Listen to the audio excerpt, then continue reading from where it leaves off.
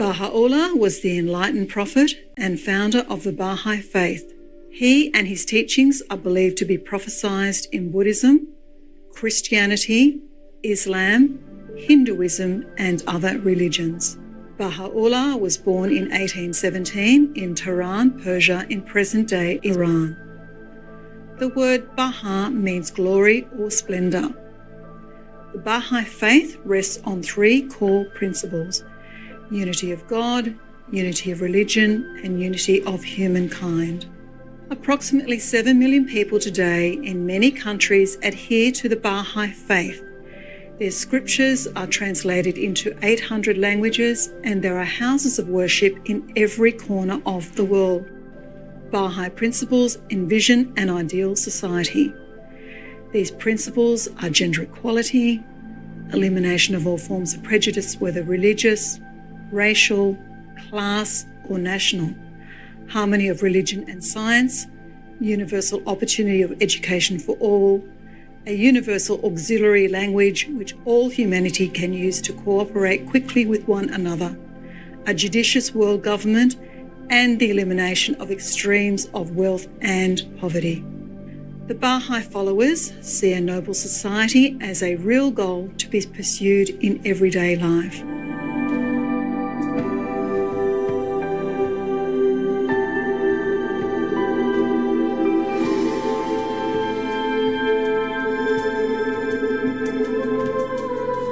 The Call of the Divine Beloved is a collection of Bahá'u'llah's 7 tablets of mystical themes. Some of these 7 tablets are widely known. Others are published in English translation for the first time. The poem Rashi Amma, The Clouds of the Realms Above, was written in 1852 and the first known tablet by Bahá'u'lláh.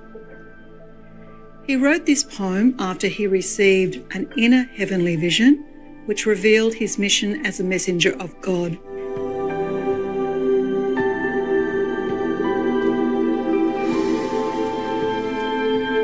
Today, we continue to present to you the selection of Bahá'u'llah's tablet from the Call of the Divine Beloved, from the letter Ba to the letter Ha.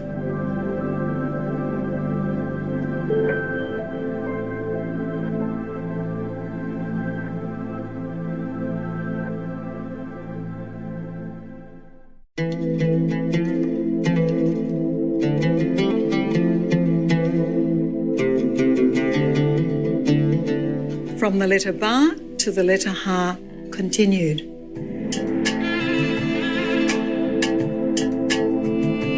Still others, without having perused a single letter of the kingdom of names, or acquired the faintest intimation from the realm of attributes which pertain to this world, dawn above the invisible horizon of eternity and return again thereunto.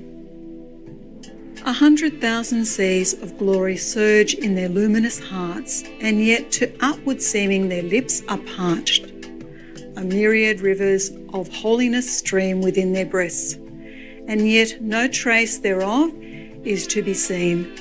The books of God's consummate wisdom are recorded upon the tablets of their hearts, and yet they breathe not a word thereof in the world of appearances. They dwell in the Egypt of certitude and journey in the lands of resignation. They are intoxicated with the beauty and entranced by the glory of Him who is the All-Glorious. Heart to heart they whisper hidden secrets. Soul to soul they unfold abstruse matters. The mysteries of the divine essence glow upon their brows, and the lights of divine unity shine from their peerless faces. They clothe themselves in the robe of concealment and cast their sleeves over both this world and the world to come. Without wings they soar, without feet they walk, without hands they grasp and hold.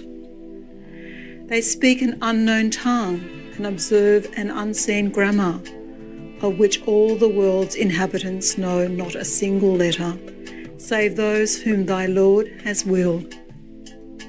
Unto each has a share been vouchsafed in his book. and they shall all attain unto that which has been destined for them.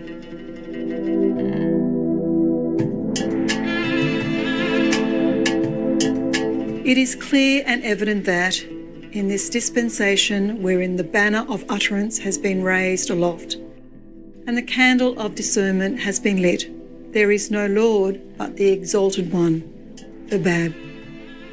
He it is who is one in his essence and one in his attributes, single in the kingdom of names and peerless in the realm of actions. It is by virtue of his blessed name that the seas of divine unity have been made to surge.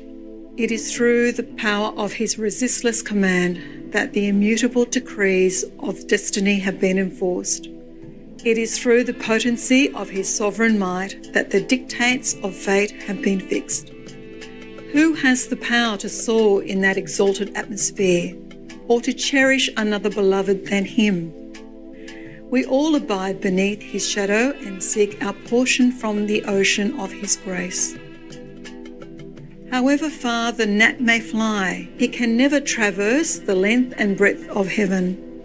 And however high the sparrow may soar, it can never attain the tree of immortality.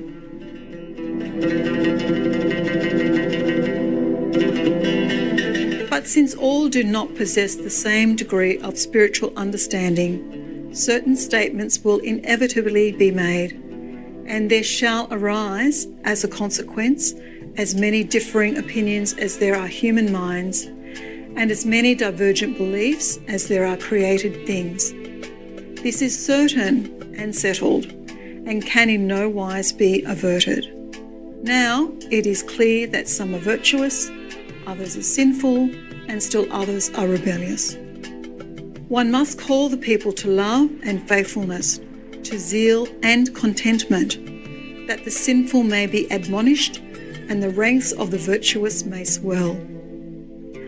Nor is it possible that there be no sinners, so long as the name, the ever-forgiving, shines resplendent above the horizon of existence.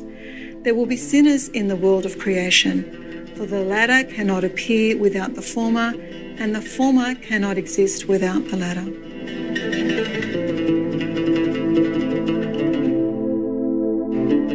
Our aim is that thou should urge all the believers to show forth kindness and mercy and to overlook certain shortcomings among them, that differences may be dispelled, true harmony be established, and the censure and reproach, the hatred and dissension, seen among the peoples of former times may not arise anew.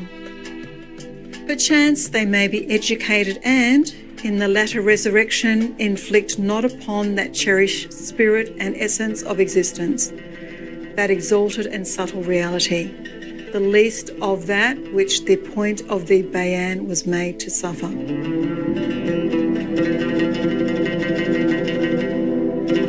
Moreover, a reply to thine inquiries was sent aforetime.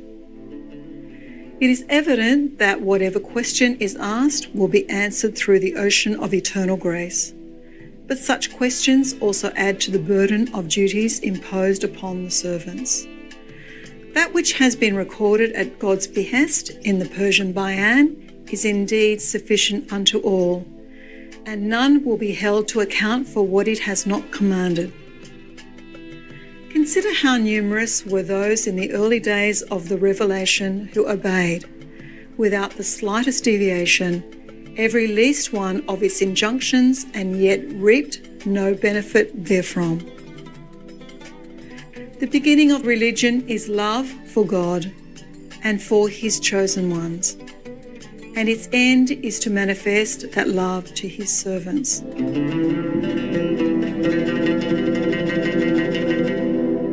I swear by God, whoso fails to obey the commandments of God can in no wise be numbered among his loved ones. For among the conditions of his love is to follow his commandments and observe his prohibitions. But since these are the days of concealment, and the sun of eternity remains hidden beneath the horizon of being, one must gather together everyone with love and protect them.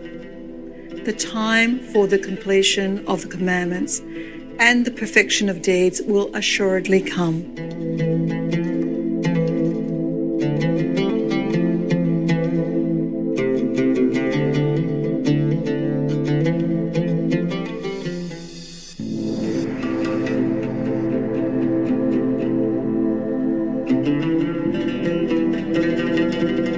For more information, please visit Baha'i.org.